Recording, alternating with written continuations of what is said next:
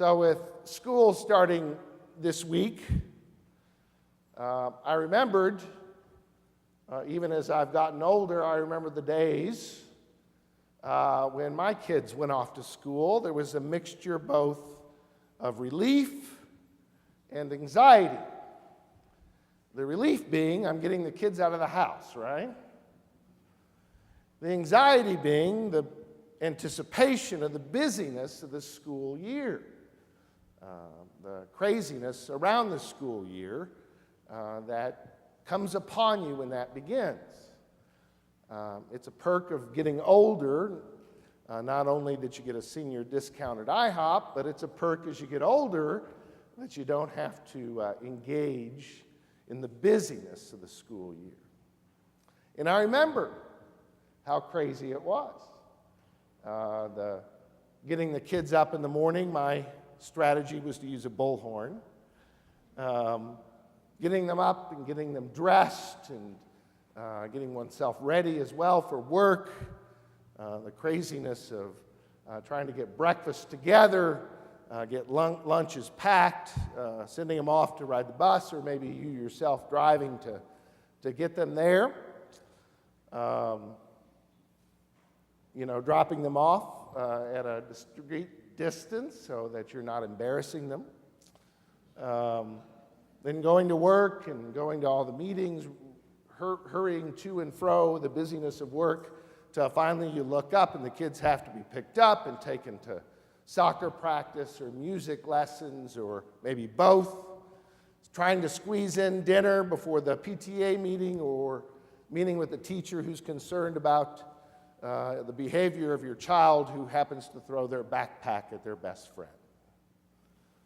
And I remember that busyness, that craziness of the school year.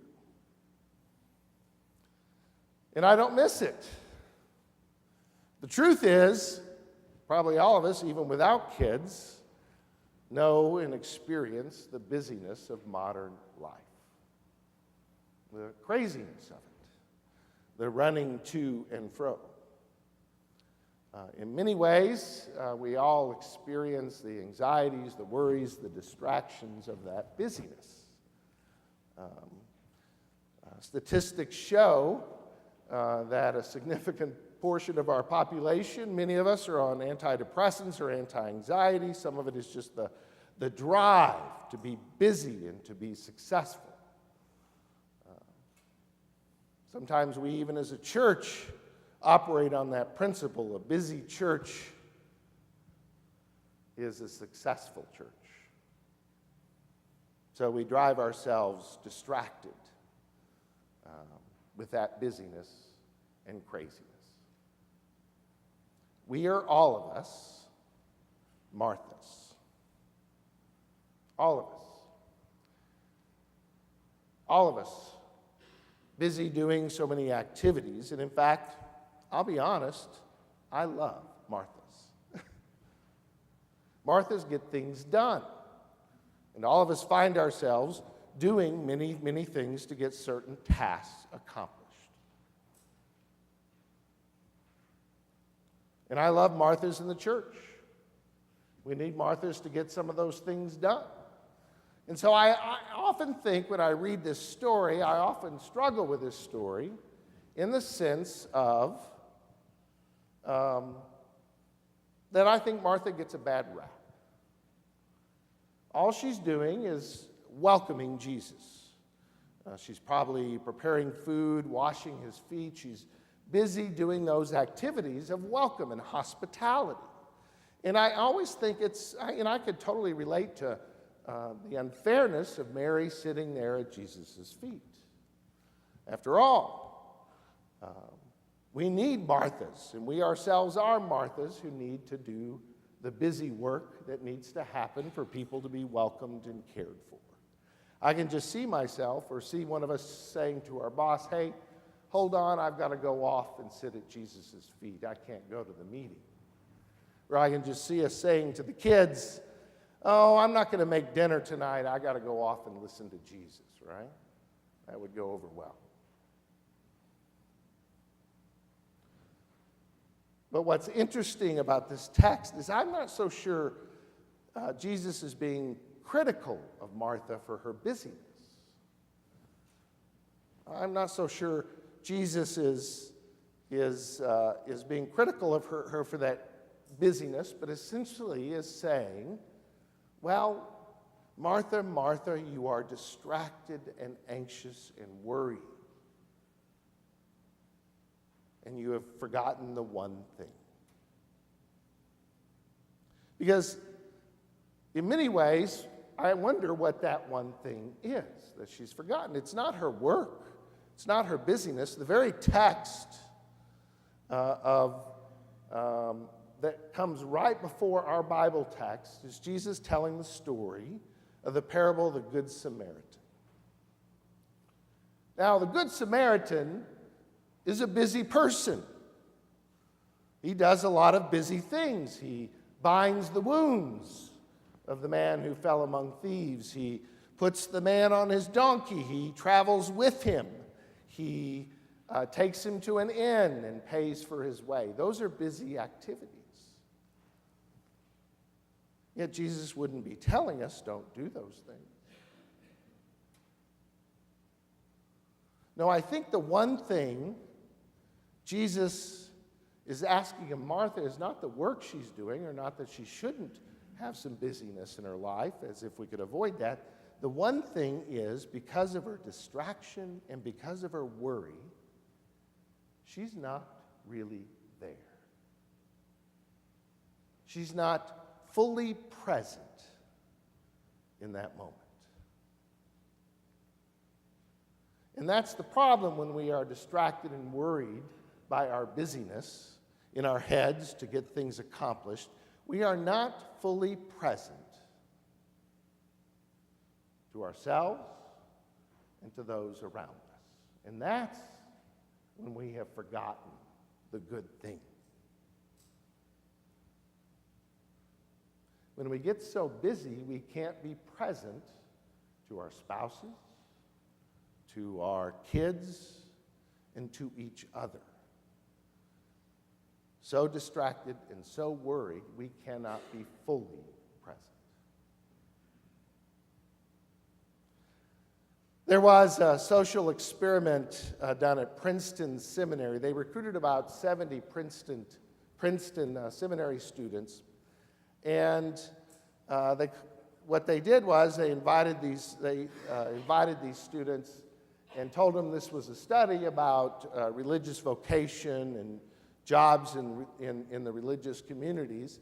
And half of them were told, well, you're going to go off and give a speech at a nearby building about jobs in the religious community. Half of you are going to do that, give a speech. Half of you are going to talk about the story of the Good Samaritan. And what they didn't tell them that was along the way, there was a person participating in the experiment who was in an alley they had to walk through to get to the next building, who was appearing homeless and coughing and also moaning. And so they wanted to see how many people, how many of these almost 70 seminary students would stop and help this person. And there was one other factor. They told half of the seminary students, they told them, oh, you're already late for the class, so you need to get over there as fast as possible.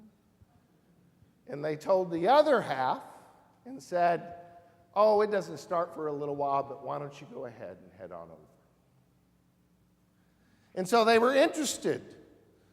They even had done a personality test and had them fill those out. They were interested if there were, who would stop for this obvious person in pain and in need of help. And sad to say, less than half stopped. There were even some who stepped over the person. And what they found was the highest correlation of those who helped were those who were not in such a hurry.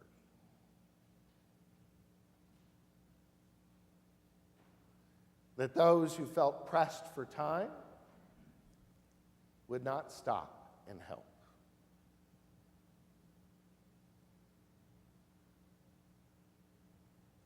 Because you're too busy to pay attention to the people around you and to the strangers we meet and discover and listen for Jesus who's there. There was another social psychological experiment, it's very interesting, in which they put a person in a room, and it was very simple. They had a bucket of ice water. And they asked the person in the room to put their foot in the bucket of ice water, and they wanted to time how long it took before they had to withdraw their foot. And then they timed it. And it wasn't very long. I don't know if you've ever put your foot in a bucket of ice water. It's rather painful after only a few minutes. And then they made one change to the experiment. All they did was put another person in the room with the person who put their foot in the bucket, and they timed how long before they had to take their foot out of the bucket. That person was just simply there, wasn't instructed to have to say anything, was just physically present. And the experimenters were shocked to discover just having another person present in the room doubled the time that they could have their foot in the bucket.